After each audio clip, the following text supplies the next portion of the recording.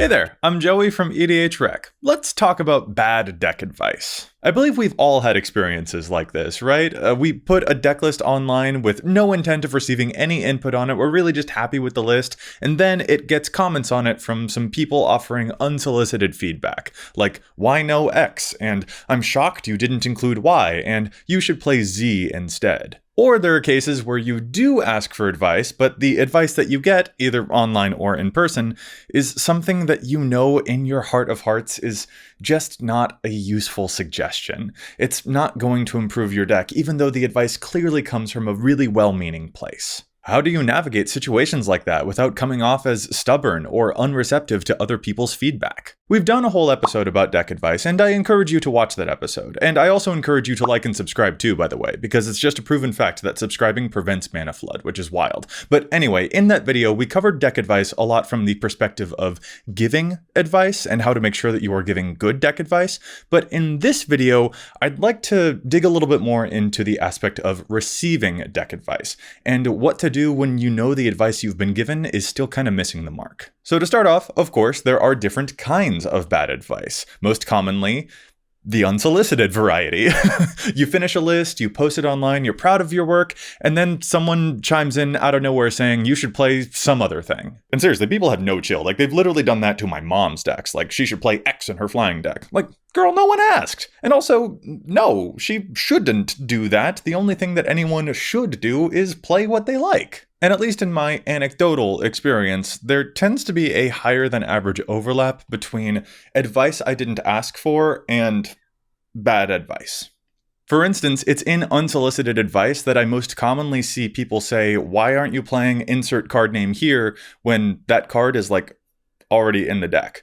Or they suggest a card that's like $40 or $50. It's in critiques no one asked for that I've also noticed a higher degree of rules errors, like people saying they're shocked that someone claims to love their Baba deck so much, clearly never considered using Snowlands to get her multiple types for her ability. What a fail. When that's not how that works.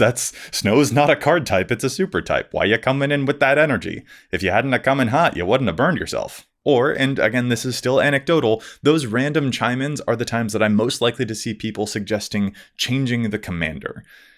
Yes, the commander, the thing that the whole deck is built around. Like, you want to talk about stuff that shocks you? That is stuff that shocks me. Changing a commander totally alters a deck's relationship to like its mana curve, its needs for ramp, card advantage, its win conditions, such as how much it relies upon like commander damage now, how much protection or backup plans that it needs. There are so many ripple effects to changing a commander. And sometimes we just choose those legends because we like those characters.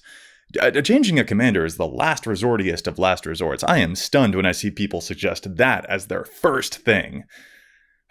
That form of unsolicited bad deck advice isn't exactly all that interesting, though. Like we can all see pretty plainly when someone's feedback is more about them trying to show off how clever they are, rather than them trying to help someone out. That isn't specific to only unsolicited advice, of course. Like, let's not get it twisted. Even when you do solicit feedback, you'll still encounter people who are really only interested in trying to look clever. On the whole, I notice that attitude more from unsolicited feedback, but it can happen anywhere. And regardless of whether you're seeking out help or not, advice that centers the advice giver is cringe.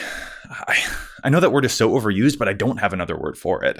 And frankly, nothing that I can say will stop that type of behavior from happening. And I'm not particularly interested in trying to stop it from happening, because ultimately it still remains really funny to me when someone comes in guns blazing with a whole bunch of smug energy and then proceeds to fall flat on their face by saying something that's just hilariously wrong. And of course, I've gotten good deck advice from unsolicited sources too. I'll give an example later. It's actually one of the best suggestions I ever got. So again, it's just a general trend that I've noticed where unsolicited advice tends to also not be all that helpful, but that's not a hard and fast rule. And more importantly, bad unsolicited advice is not the most interesting type of advice for us to analyze. There's another form of bad, quote, advice that I find a lot more interesting, and that's the type of advice that does come from a well-meaning place, the kind that really is trying to help you out, but which still isn't necessarily useful or actionable for you. I find this to be more common in feedback that the brewer did ask for when a person is seeking out help for their deck list, but of course, plenty of unsolicited advice can fit this description too. The primary point is that it's not a person who's centering themselves with the advice that they're giving. The primary point is the person who's seen your deck list and who's taking time to try and really help. They saw your deck and they want to share in the joy that you have with that deck. So rather than saying stuff like, "I'm shocked you aren't playing X card," these comments are more likely to show up as, "What do you think about Y?" Or "Do you think that Z might work here?" and stuff like that. They're being genuinely curious, inquisitive, and they're excited, and those are like my favorite qualities about Magic players. But unfortunately, the stuff that they're suggesting is something you already know isn't helpful. Perhaps you already have experience with those cards, like you tried them out already, but they just don't work here. Or perhaps you can see big differences between the deck that you're playing versus the deck that the person who's suggesting them is playing, so you get why it would work so well in your deck, but that's not going to be a direct translation to the way that this deck works. Perhaps someone is even suggesting that you cut a card that is actually really vital to your deck, and they just didn't quite connect the dots on why it's so vital to your deck. And often the reasons that those pieces of advice miss the mark are very tricky, very granular, and very hard to communicate when you're asking for deck advice without, writing up a manifesto beforehand or something. Because it tends to be that little stuff that you get familiar with as the pilot of that deck, like a really delicate mana curve or a very specific tempo problem, or perhaps your deck looks like it's vulnerable to one thing when really it's actually vulnerable to something else entirely. It's little stuff that you learn through experience, but which is really hard for others to clock from the outside. Regardless, you know that advice just isn't a line that you want to pursue. But you also know that if you aren't careful, you'll come off looking like you can't take constructive feedback. What do you do? And why does this happen? To try and cut to the chase here, I'd like to try honing in on what I think is the leading cause, the primary culprit of this type of bad deck advice. When surveying the different suggestions that I've gotten over the years, different comments and direct messages, and also when I've peeked into other social media hellscapes where people are more commonly asking for deck help, I've kind of noticed what I think is a major through line that I think characterizes the vast majority of deck advice that a brewer doesn't really deem as helpful. Looking over all that, in my opinion, the types of advice that a brewer doesn't find all that helpful tend to be most often found in advice that centers around value engines and direct commander synergies. It's kind of the classic Muldrotha and Atraxa problem, right? Those commanders have excellent synergy with just bazillions of cards. Cutting cards from those decks means splitting hairs and choosing between the cards that are A pluses and the cards that are just regular A's. So when someone comes in offering suggestions about, "Oh, have you tried out all of these other A cards?" It's like, well, okay, you're not wrong. Those are good synergies. But, the reason we're not playing them isn't because we've never heard of those cards. That's not the issue that is really at hand. More synergy isn't the thing that this deck needs help with. Or to use my Baba deck as an easy example here, the most common types of comments and direct messages that I get about that deck tend to be suggestions of ways to achieve extra card types to help enable her ability. Cards that make tokens with multiple types, or cards that grant additional types to all of my stuff, things like that. I love that energy. I'm beyond flattered that people see my deck, see the fun that I'm having with it, and want to offer some ideas that they think will help me have even more fun. That's so moving. That is so terrific. And in some folks' decks, I bet those suggestions will work wonders. Those are it's so freaking cool. The thing I just want to try and highlight for using this deck as an example is that when offering those synergies are not necessarily the part of that deck's puzzle that I'm currently working on. I'm pretty happy with my current solutions to that part of the puzzle, and in the various updates of that deck over time, the actual thing that I needed the most help with, that needed the most improving, was a different part of the puzzle entirely. As we get more experience with the deck, the things that we learn we need help with aren't the obvious synergies, the value engines, the ways to make that commander's ability go off. The stuff that we learn we need the most help with is ways to keep the commander alive, ways to keep the army healthy, ways to make sure that you don't draw too much attention to yourself, ways to recover from a board wipe, ways to get around a specific card type that you're weak against, ways to press your advantage and turn your board state into a win. But those needs are rarely as obvious from an outside perspective. When first engaging with a commander, each one of us is more likely to identify value engine synergies and think of cool ideas for those, and we don't necessarily have the frame of reference yet to know how that deck will, for instance, need some extra oomph to win a game, or how how it might be weak to a Voltron deck, etc. As another easy example here, if you've never played Enchantress decks before, cards like Nessian Wanderer and Helm of the Gods might look amazing. But if you have played a lot of Enchantress decks, you might recognize the hidden downsides, the hidden costs of those non-enchantment cards. Or you know that you already are drawing so many cards that the Nessian Wanderer's ability to get more lands is just unnecessary. It's solving a problem you don't have. Or for another example, to an outside observer, perhaps big proliferate spells look like total shoo-ins for Super Friends lists.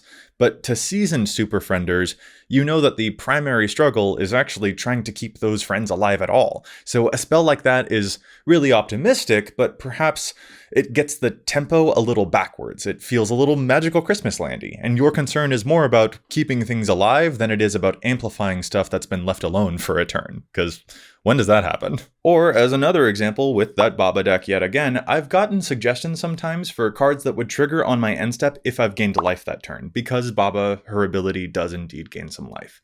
But an interesting thing about the way that I'm playing that deck is that I try as hard as possible not to activate her on my own turn if I can help it. Instead, I prefer to operate her at instant speed, because then that can sometimes enable some other protections or other cool synergies and silly shenanigans that I enjoy with that deck. So stuff that triggers on my own end step if I've gained life, it would just be a little out of step with my usual cadences.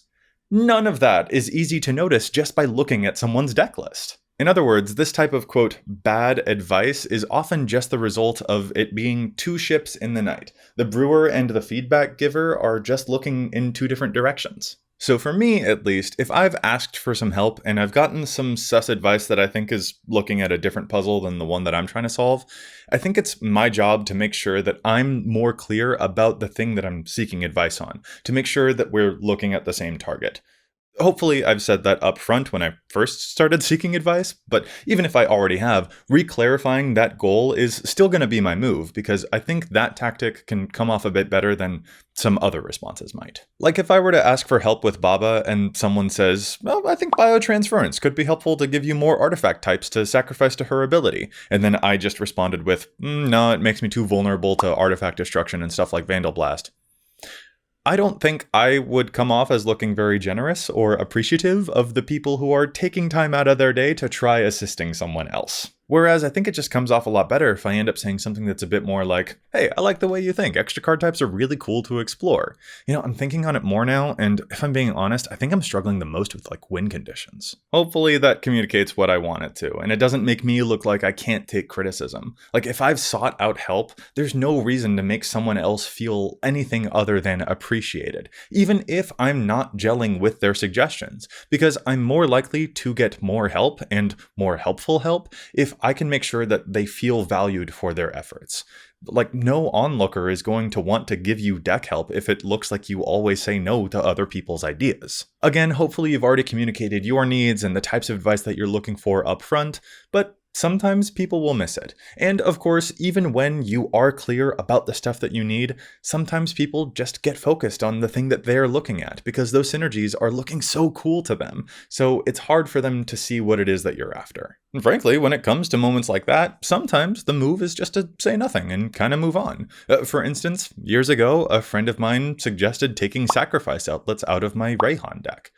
Sacrificing creatures and moving their counters around is like one of my most fun favorite things about that deck. So in that moment, I was just like, let's not make this a thing. I was just like, all right, I'll think on it. And we just kind of moved on. Because I realized that we were just on different wavelengths. We're both good deck builders, but we build very different types of decks, so neither of us was going to get the thing that we wanted out of that particular interaction if we were to linger on it. So I didn't think we should linger on it. I didn't think that would have been useful for us, and I also didn't need to really speak on it there, because I don't think it would have come off looking very gracious if I had, and also, whenever we game later, I think the cards probably would have spoken for themselves. For those giving good deck advice, making sure that you're definitely on the same page, that you're looking at the same target as the brewer, can be really helpful and can go a long way. But when you're the person receiving deck advice, if it's not the kind of thing that strikes you as the most helpful, being gracious and acknowledging that that person is clearly very clever, they are good at finding synergies, and that you just need to make sure you've gotten onto the same page and being gentle about making sure you do hone in on that, I think all of that can go a really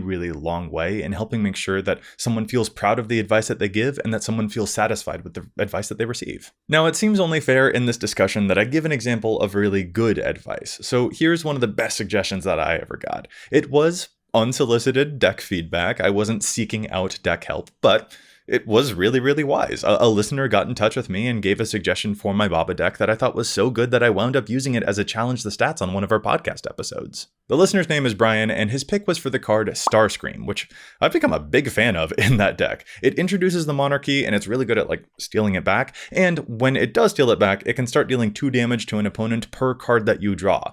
And Baba can, of course, draw a whole lot of cards. It's been a really big splash in every game I've seen it. Importantly, Brian's advice was laser focused on the same puzzle that I was focusing on whenever I was trying to tune up that deck. He correctly identified the biggest problem that I was having, which I'd hinted at in prior videos whenever I talked about that deck, and that was an issue with my win conditions. Brian noticed that at that point I was using the card Scuttling Doom engine in the deck, which I was trying to loop in and out of the yard to deal a bunch of extra damage to someone, but it was kind of clumsy. And Brian deduced a lot of things from there, such as how my commander was dealing a lot of AoE damage to each opponent, but it was struggling to take down a single player without also ticking off everybody else at the table and drawing a whole bunch of attention to itself. And how instant speed Baba draws with that damage effect of Starscream would actually have a lot of defensive rattlesnake capabilities for a deck that draws that much attention to itself. He pinpointed a specific weakness, related his own experiences to mine, making sure to center the other person in the conversation, and honored things like the deck's mana curve, noting how valuable a low mana card would be in that deck, where I eat a lot of my own lands, as well as maintaining the multiple card types of the thing that was going to be replaced. He also gave a realistic suggestion of a card that doesn't cost a fortune to acquire, and, of course, in suggesting a card to add, he also suggested an eligible card to swap out. Let's be very honest here, another form of bad deck advice is when someone suggests cards to add, but they don't suggest cards to cut to make room for them. Something's gotta go out, y'all. If you are not prepared to suggest a cut, then you are making more work for the brewer, not less. I'm not even trying to say that Brian was Dr. Diagnosis Masterclass or whatever. He was honestly really chill about the whole thing. And best of all, he phrased it as just hey, here's something I like, maybe you will too. I just wanted to highlight this as a great piece of deck advice because it took that extra step. It went beyond the obvious synergies and the value engines stuff. And it really investigated, what is this deck's weak spot? What is the weakness here? Because those weaknesses are the reasons that we need deck help in the first place. Good deck advice is curious, it's investigative, it centers the other person, and it leans into specifics. So when we receive advice that is still more on that general step, then being gracious and gently trying to lead back into more of those specific spaces is, I hope, a better way of making sure that the advice giver feels valued for the effort that they put in, and also helps actually get closer to the kind of assistance that you're seeking. And when people give unsolicited critiques that are trying to show off, but they're still missing the point a little bit, or when people lead off with extreme solutions such as, have you considered changing your commander? I hope we can all agree that that's very funny. So, what's the worst deck advice that you ever got? What's the best deck advice that you ever got? Sound off in the comments below, like and subscribe while you're doing so. Thank you so much for watching, and as always, remember, EDH wreck your deck before you wreck your deck.